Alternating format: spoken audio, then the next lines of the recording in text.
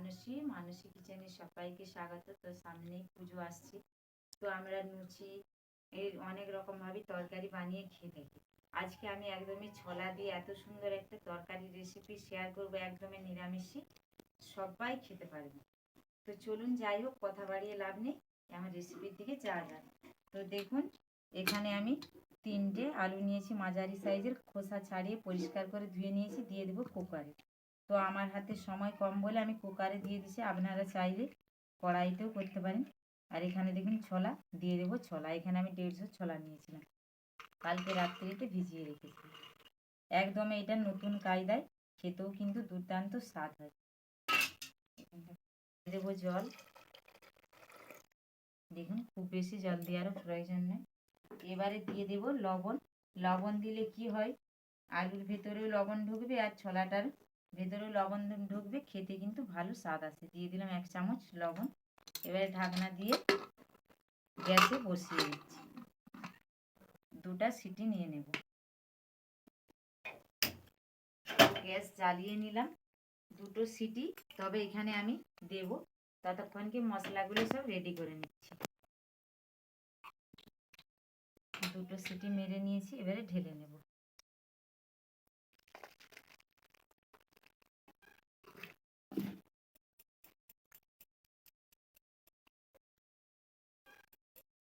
তো এই জলটা কিন্তু কেউ ফেলে দেবেন না, এই জলটা কিন্তু রান্নার সময় কাজে লেগে যাবে। তো চলুন, ওইদিকে এবারে উনান ধরিয়ে নিচ্ছি। গ্যাস, কড়াই ভালো করে গরম করে নিয়েছি। দিয়ে দেবো সরিষার তেল।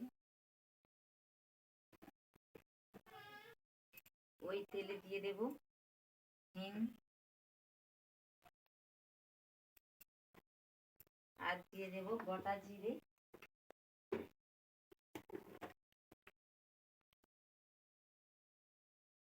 ছোট চামচের 1 চামচ দিয়ে দিলাম গোটা জিরে। ভালো করে জিরেগুলোকে ভেজে নেব। দিয়ে দেবো একটু হলুদের গুঁড়ো, যাতে না আদাটা ছিটকে আসে।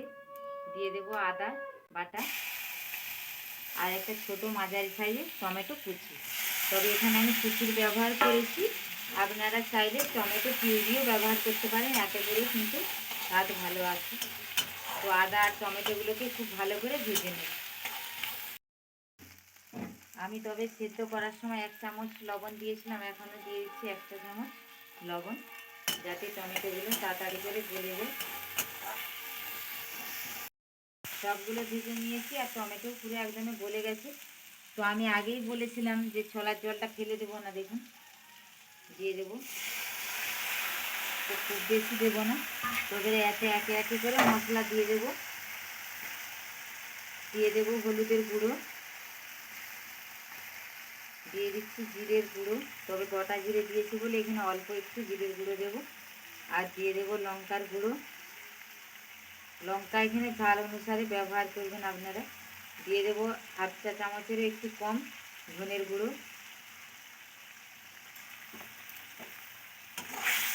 তো ভালো করে মশলাটাকে কষিয়ে নেব।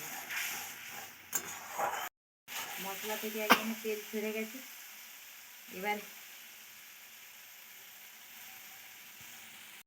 এবারে সেই যে 3টে আলু সিদ্ধ করে নিয়েছিলাম দিয়ে দেব। তো এবারে ভালো করে খুন্তির সাহায্যে আলুগুলোকে থেতলে নেব, এইভাবে দেখুন। তো ভালো করে আলুগুলোকে থেতলে নিয়ে 2 মিনিটের মতন ভালো করে একদমই শুকনা শুকনা করে দেখুন কষিয়ে নিয়েছি। এবারে সেই সেদ্ধ করে রাখা আলুগুলো দিয়ে দেবো। এই সরি বন্ধুরা, সেদ্ধ করে রাখা ছোলাগুলো দিয়ে দেবো। তো এই ছোলাগুলো দেওয়ার পরে 3 থেকে 4 মিনিট ভালো করে কষাতে হবে। তো 3 থেকে 4 মিনিট ভালো করে কষিয়ে নিয়েছি। এবারে ওতে দিয়ে দেব অল্প একটু চিনি, তো এতে করে খেতেও ভালো লাগবে, টেস্টও ভালো আসবে। দিয়ে দিলাম চিনি। এবারে সেই যে ছোলার গরম জল দিয়ে দেব। গরম জলটা দিলে এতে করে খেতেও ভালো লাগবে, আর ছোলার যে জলে ওর উপকারটা বেরিয়ে গেলো, সেটা কি নষ্ট করে দিলে হবে না, ওই জলটাই দিয়ে দিলেই হবে। দিয়ে দেবো এবার একটু গরম মশলার গুঁড়ো, আর হাত দিয়ে দলে নিয়েছিলাম দিয়ে দেব। কসুরি মেথি। তবে আমার বাড়িতে ঘিটা শেষ হয়ে গেছে, গা ঘিটা দিলে আরও খেতে কিন্তু দুর্দান্ত স্বাদ আসে বন্ধুরা। তো অনেকটাই আমার কিন্তু গ্রেভি রয়েছে, এটা অনেকটাই মেরে নেব। তো যারা লুচি পরোটার সাথে খাবেন তারা এতটাই গ্রেভি রাখতে পারেন। তো আমি আরেকটু মেরে নিচ্ছি। বলুন, যেহেতু এখানে আলু দিয়ে আছে, এইরকম আমি ফিটিনিংসের গ্রেভিটা রেখে দিচ্ছি। তো বন্ধ করে এবার ঢেলে পরিবেশনের জন্য একদমই রেডি। তো আপনাদেরকেও দেখাবো।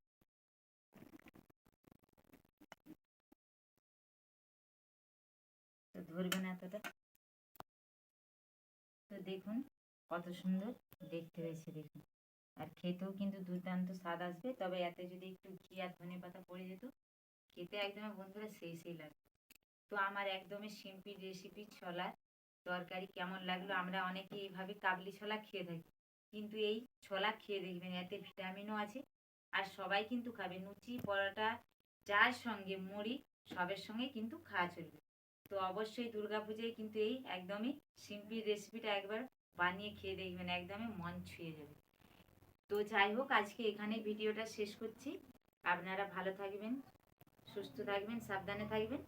আর রেসিপিটা ভালো লাগলে অবশ্যই একটা লাইক আর কমেন্ট করে দেবেন। আবার দেখা হচ্ছে অন্য কোনো রেসিপি।